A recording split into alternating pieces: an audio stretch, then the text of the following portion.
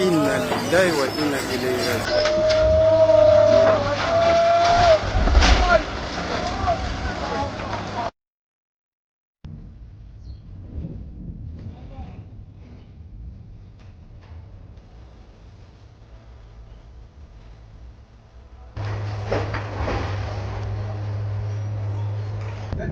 Hier matin, ils ont commencé à démolir sans nous prévenir, comme si nous ne sommes pas des humains. On nous traite comme des chiens. Le maire dit que ce n'est pas lui, que c'est Bakongo. Bakongo dit que ce n'est pas lui qui a donné la liste, que c'est le maire qui a donné la liste.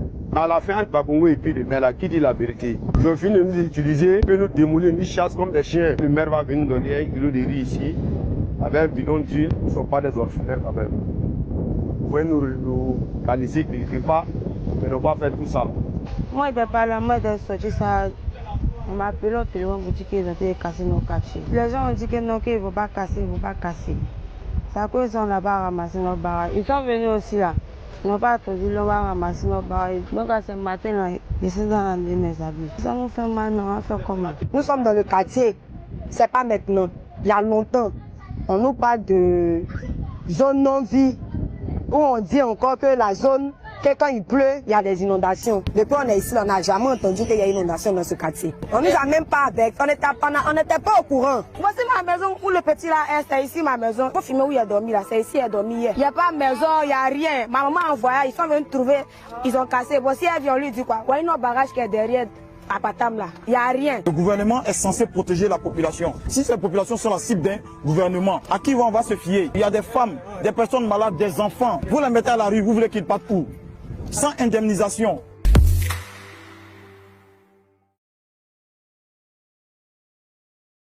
Externalisation, de transfert d'un certain nombre d'actions régaliennes. Il faut trouver la bonne ligne de séparation des eaux vers des entreprises privées. Je sais que c'est déjà le cas, notamment pour DCI et Expertise France, mais il faut revoir ça dans son ensemble. La troisième chose, elle a été dite, c'est que finalement, il faut sortir de la logique d'offre pour être dans une logique de réponse à la demande. Et dans ce domaine-là, il faut aussi être capable de susciter la demande. Il ne faut pas l'attendre, il faut la susciter. Mais en tout cas, il faut sortir de la logique on va vous fournir que des pneus gauche de camion, si jamais il leur faut un pneu gauche et un pneu droit. Et c'est quand même un peu ce qui s'est passé pendant un certain temps. Et puis enfin, et c'est aussi une des conclusions qui a été évoquée, il nous faut avoir une structure qui soit une structure capable d'intégrer de nombreuses capacités. Je pense qu'un des sujets de l'influence, un des sujets des capacités à développer, c'est pas tant les métiers. On a des gens qui sont très bons dans les métiers. C'est la capacité à coordonner tout ça. La solution à l'influence, la solution aux crises, elle n'est pas tant dans le matériel, elle n'est pas tant dans l'expertise, elle est dans la capacité à coordonner. C'est ça qui détermine l'efficacité. Et c'est là qu'on doit aller. Un dernier mot encore pour dire qu'est-ce qu'on pourrait faire ou comment on pourrait essayer d'expérimenter ça. Je me suis posé la question, quand j'ai vu la volonté ou la décision politique de réduire profondément nos effectifs prépositionnés outre-mer, je me suis dit qu'est-ce qu'on pourrait faire pour illustrer ce que je viens de dire. Eh bien voilà ce que l'on pourrait faire. On pourrait se faire demander, évidemment, ce n'est pas une offre, mais on pourrait se faire demander que l'ensemble Port-Bouët, port, aéroport d'Abidjan et Lomo Nord soient transformés en camps multinational de mise en condition opérationnelle des contingents qui vont participer à des opérations, que ce soit des contingents africains ou que ce soit des contingents européens. Voilà ce qu'on pourrait faire. Et dans ce domaine-là, comment on fait pour baisser la visibilité d'un projet comme ça? C'est extrêmement simple. GEOS l'a fait en Afghanistan, GEOS l'a fait au Mali pour assurer le fonctionnement et la vie d'un camp. Ensuite, DCI est capable de faire de la formation sans porter spécialement des uniformes français. Expertise France est capable de faire le reste. Et là, on a un projet, dès lors que les Africains nous le demanderaient, qui serait d'abord intégré avec tout ce qu'on est capable de faire sur les mines, sur la formation médicale, sur la formation militaire, sur la livraison de matériel. On peut aller plus loin, on devrait aller plus loin. Cet intégrateur, il devrait être capable de balayer le champ depuis l'humanitaire jusqu'à la formation militaire. du culturel jusqu'à l'entraînement de gens sur le camp de l'Homo Nord, qui est un champ de tir assez connu. C'est un peu ça que je vois comme capacité d'intégration. C'est un peu comme ça que je vois la façon dont notre pays pourrait conserver une forme d'influence en Afrique, tout en respectant évidemment et tout en obéissant aux instructions qui nous ont été données ou qui ont été données par le pouvoir politique. Voilà, ça c'est un exemple particulier. Je pense qu'on peut les multiplier à l'envi. Il faut simplement qu'on ait envie de faire quelque chose comme ça. Monsieur le vice-président, j'en ai fini. Merci, monsieur mon général, d'avoir développé les quatre métiers de GEOS. Je vais donc laisser la parole maintenant à monsieur Fringant, qui est le président directeur général de Défense Conseil International.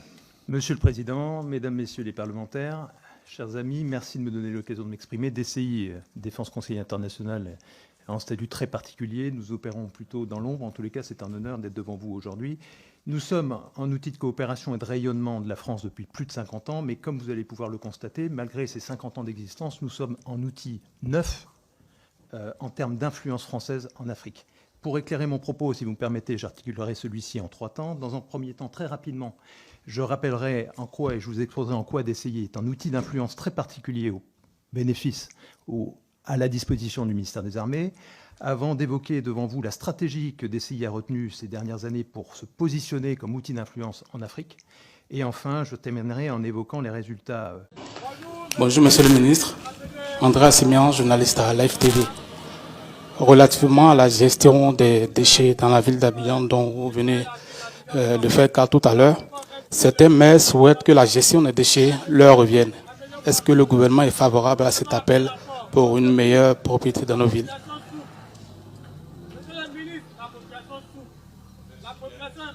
Je voudrais noter que nous sommes en contrat avec des sociétés. L'État a décidé donc de concéder le traitement des ordures à certaines structures qui jusqu'alors se sont bien exécutées dans le traitement de ces ordures. Il y a eu ces derniers jours quelques dysfonctionnements qui sont en train d'être corrigés. Je ne pense pas que cela remette complètement en cause les décisions qui ont été prises.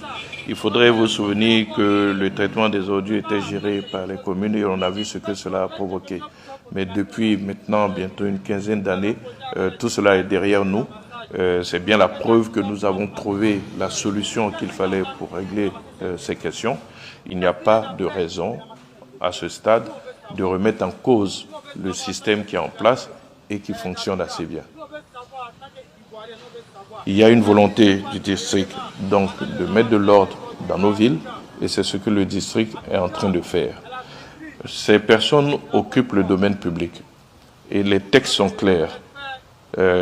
Toute occupation du domaine public est précaire et à tout moment, c'est l'application pure et stricte des textes, eh bien, on peut vous demander de quitter les lieux que vous occupez. Mais nous avons également besoin d'un peu plus de discipline. Donc il faut que nos populations le comprennent. Nous n'avons aucun intérêt à vouloir les brimer, à vouloir les faire souffrir. Il n'y a aucun intérêt pour un régime à imposer des souffrances à ces populations. Au contraire, nous sommes là pour pouvoir justement leur permettre de vivre décemment, de sortir de ces situations d'insalubrité propices à la propagation de maladies, pour que nous ayons une ville où globalement il fait bon vivre pour tout le monde. La Côte d'Ivoire connaît de plus en plus des maladies que nous ne connaissions pas. Nous avons récemment connu la dengue et ça se poursuit. Tout cela, c'est des maladies qui sont dues essentiellement à l'insalubrité.